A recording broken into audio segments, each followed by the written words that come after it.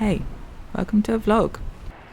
In my last video, we moored up our narrowboat in the village of Weeden, or Weedon, and today we're straight up and out exploring. First on the itinerary is a very major antique shop.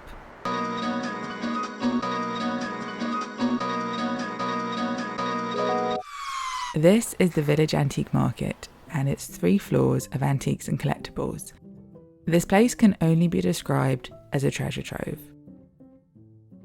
Each room is packed full of stuff in the best way possible, and there's so much to look at.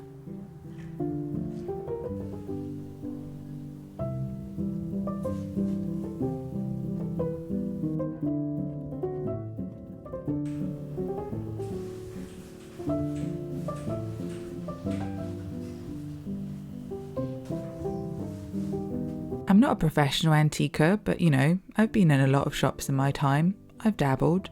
And I feel like I can comfortably say this shop is unbelievable. Whatever you might be looking for, they probably have it. They might have a whole room of it. And they definitely have a whole load of things you didn't even know you were looking for. Ice slicer? Would you just have like a giant block of ice? Presumably. Cool. You need to give yourself time for a really good browse if you're coming here. It's a really cool space to wander around and just take it all in. I could easily spend hours in here.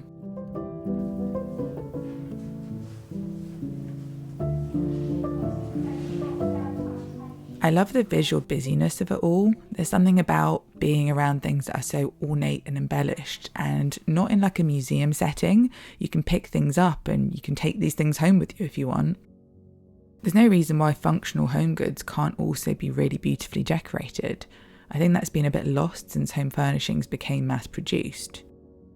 Are we a bit starved of opulence and drama in home decor?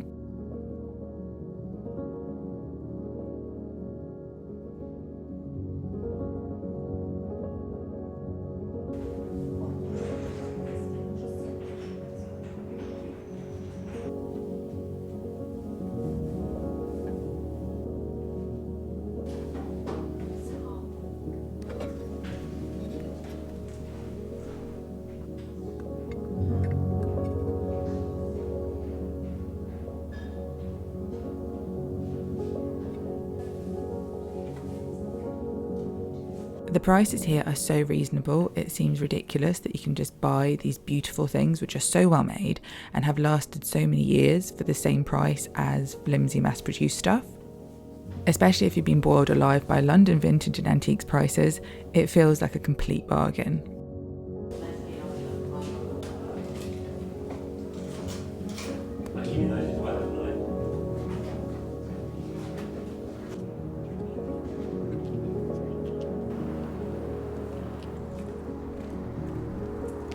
I was kind of casually looking for some small rugs for the boat, but what I ended up getting was this really cool collapsible wooden basket that I'm going to use as a fruit bowl.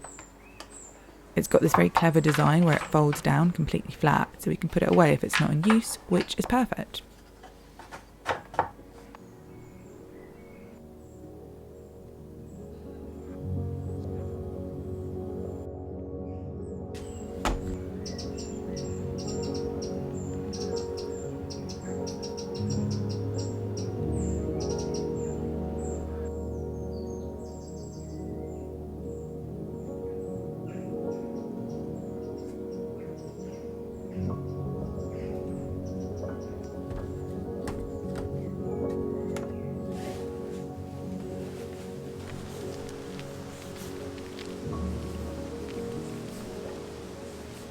After our extensive wander around the antiques, we headed to a cafe to meet Andrew for lunch.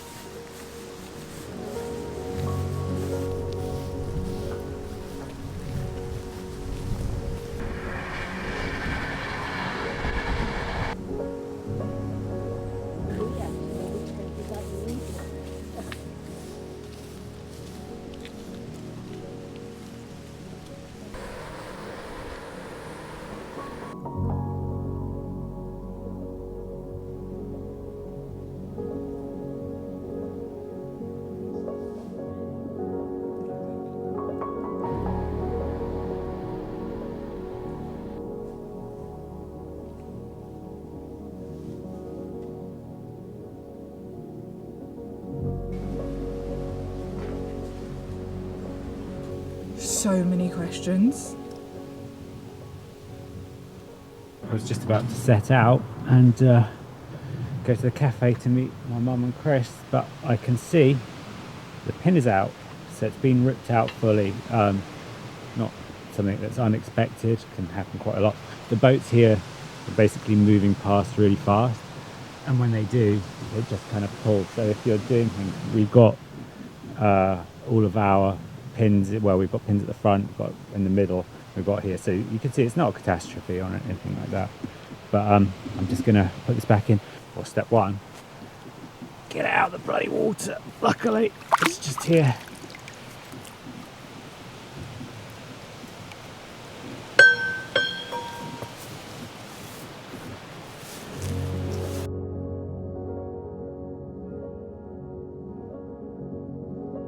In all the excitement, unfortunately, Andrew recorded this part in slow motion, but the gist is that he realised that all of our pins had actually got pulled out, front, back and centre line, and our boat was just floating alongside the bank freely. And it was actually quite a few feet further along than where we had moored it by the time we realised that. We're lucky that in this area there weren't any locks or weirs or anything, so the water wasn't moving and the boat basically stayed in place. But since then we've always double pinned and it's never come loose like that again. Imagine if we'd just come back from the cafe and our boat had floated off. I would literally have had a heart attack.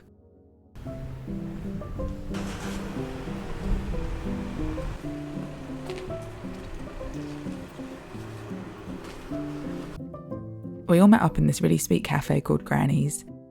It's clearly a popular place with locals. There were loads of people coming in and getting their usual. We actually came in a few times while we were here, and the same lovely lady took our order and she remembered our previous order, which is so nice.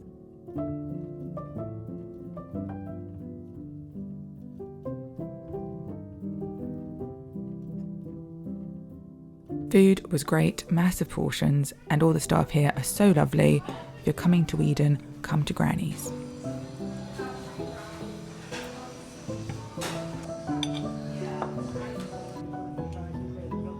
I think so too, it looked good, doesn't it?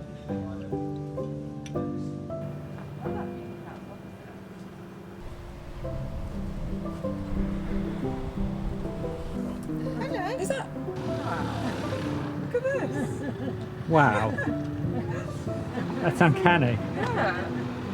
Beautiful.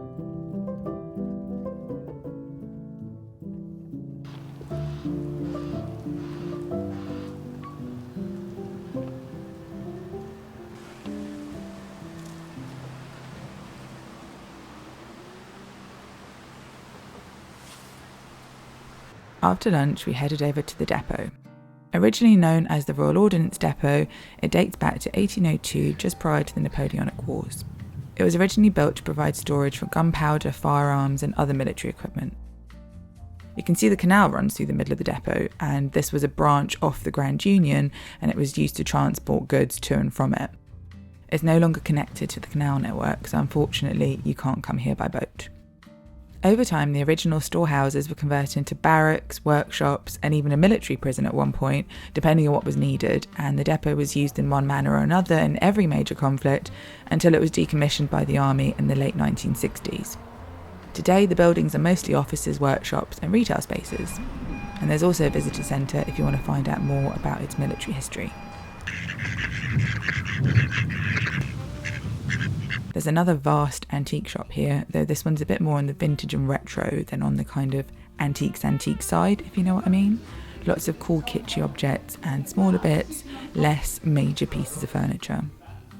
Still definitely worth a look though.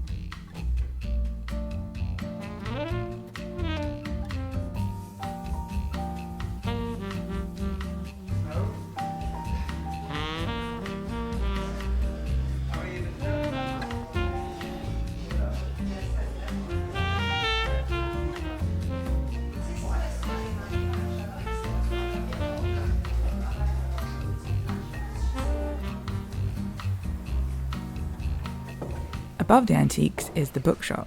It's called the Reading Tree and they're a family-run indie bookshop. They stock a mixture of used and new books, and all the new books are priced at £2.50, which is incredible. I picked up a pretty diverse array from the second-hand area, so I would say there's something for everyone. They had a massive kids and YA section, and they also have a cafe, so you can make a really cute day of it and shop for some books and then have tea and cake.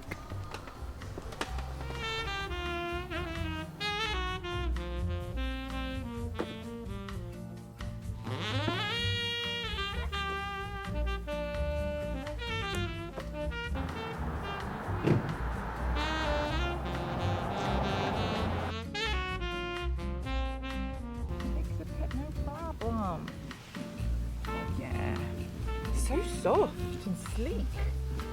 Wow. Wow. Wow.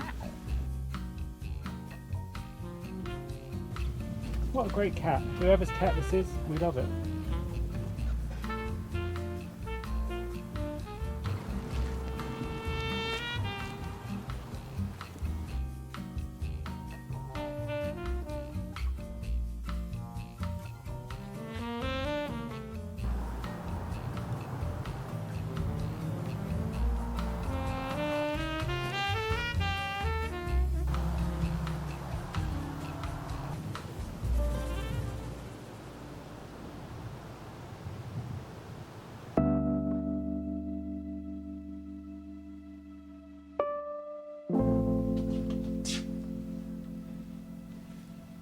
Another day and another antique shop.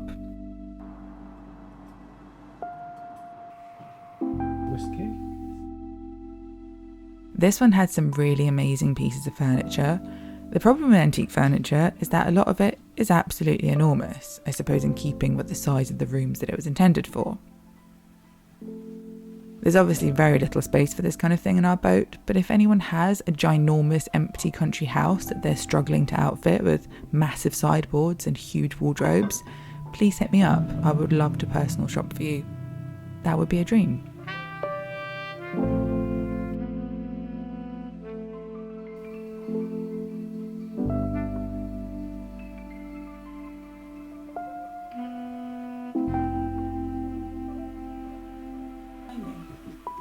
For like little cheeses. Amazing.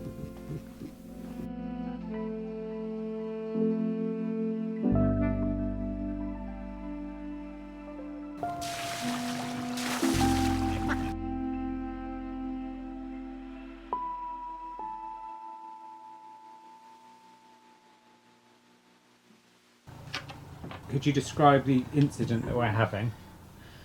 A swan is trying to steal our sausages. In an entire year that we've been on this boat, swans have bashed on the edge, but they've never put their heads inside the boat. This one? The audacity of this bitch. Is it gone? It's coming back. It's coming back to try and get the sausage up. Look at this. Sir, this is not acceptable. Sir. Okay, I'm shutting this. This is going to Close the leak. window. Is he going to try the other one? Okay, you shut that.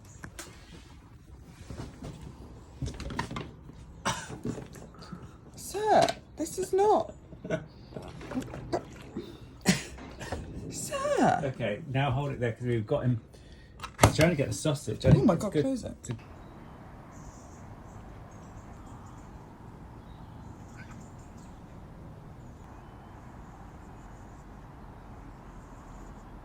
We are leaving Weedon for a bit to go to the water point, and then once we've done that we're going to leave Weedon properly. It's been good here.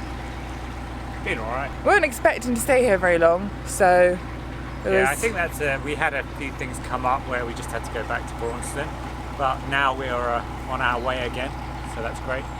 So onwards. Let's get water.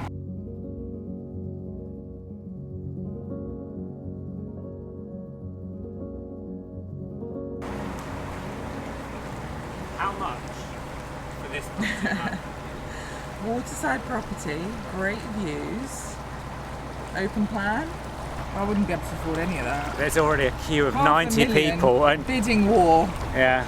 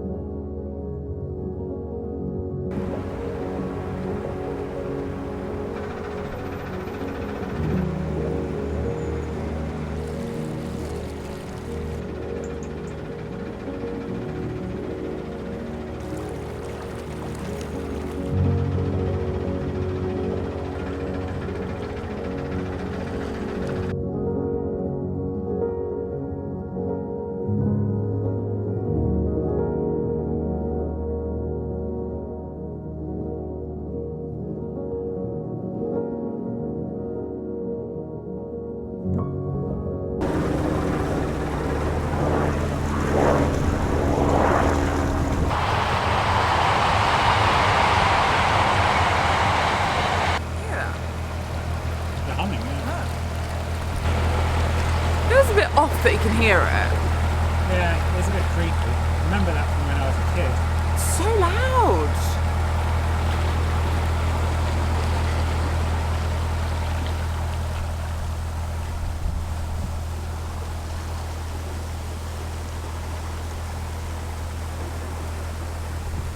I'm sure it's perfectly safe, but I wouldn't want to feels live under weird. a power line. Yeah.